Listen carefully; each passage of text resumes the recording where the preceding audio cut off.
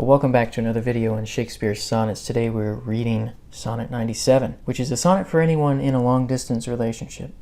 It's very portable that way. In the context of the sequence, though, we'll find that it has a kind of darker tone. How like a winter hath my absence been from thee, the pleasure of the fleeting year! What freezings have I felt? What dark days seen? What old December's bareness everywhere! And yet this time removed was summer's time, the teeming autumn, big with rich increase, bearing the wanton burthen of the prime, like widowed wombs after their lord's decease. Yet this abundant issue seemed to me but hope of orphans and unfathered fruit. For summer and his pleasures wait on thee, and thou away, the very birds are mute. Or, if they sing, 'tis with so dull a cheer that leaves look pale, dreading the winter's near. So within the context of the sonnets that came before, this is linked to sonnets 92 all the way up to this sonnet 97, which deals with the speaker's estrangement from someone he loves. In the previous sonnets, it was mostly emotional estrangement. Here, there's physical estrangement. He's actually away from the one he loves. The speaker describes what freezings I have felt and dark days seen. What old December's bareness everywhere. And again, we've got some assonance here, the repetition of the vowel sounds, some alliteration, linking the what was felt with the feeling, and the dark days linked there with alliteration. Here in Quatrain 1 describes the winter. Quatrain 2 kind of corrects that, and he says, and yet this time removed was summer's time. So it felt like a winter, yet it was actually summer.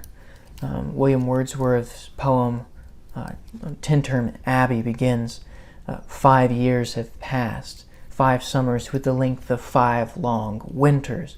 Winters drawn out, they're laborious, they're tedious, and they're hard to endure. So it means that time has drug on, and even though it's been summer without you, it feels like December. The teeming autumn, big with rich increase, teeming, overflowing, big with rich increase, like a barrel of wheat and of fruit, bearing the wanton burthen of the prime. Prime means best, so this teeming autumn is overflowing with its increase, bears the burden of the best, but it's like widowed wombs after their lord's decease. So it's like a woman who is pregnant but her husband dies, and so there's a great increase.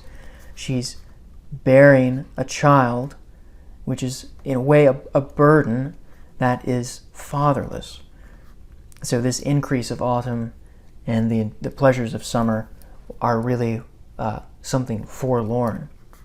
Here we have another yet. Quatrain 3 kind of corrects Quatrain 2, and Helen Vindler mentions this in her commentary. She says this is the first poem in which there are 2 corrections.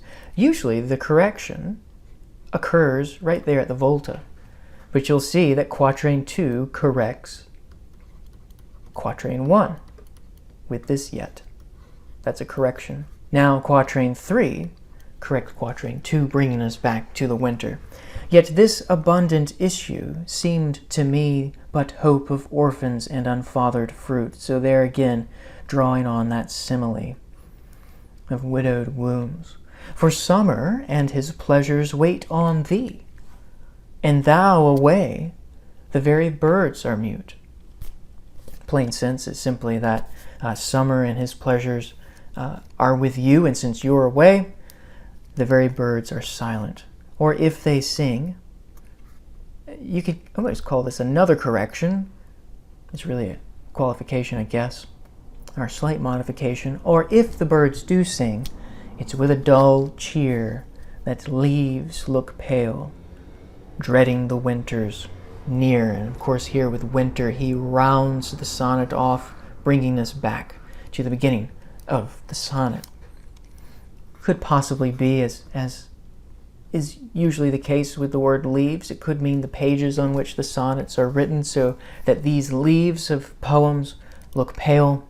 Of course it also means the leaves on a tree, dreading the winter's coming. It's an interesting sonnet for a number of reasons. One, because of the corrections that I mentioned, and two, because it kind of culminates that cycle that began with Sonnet 92.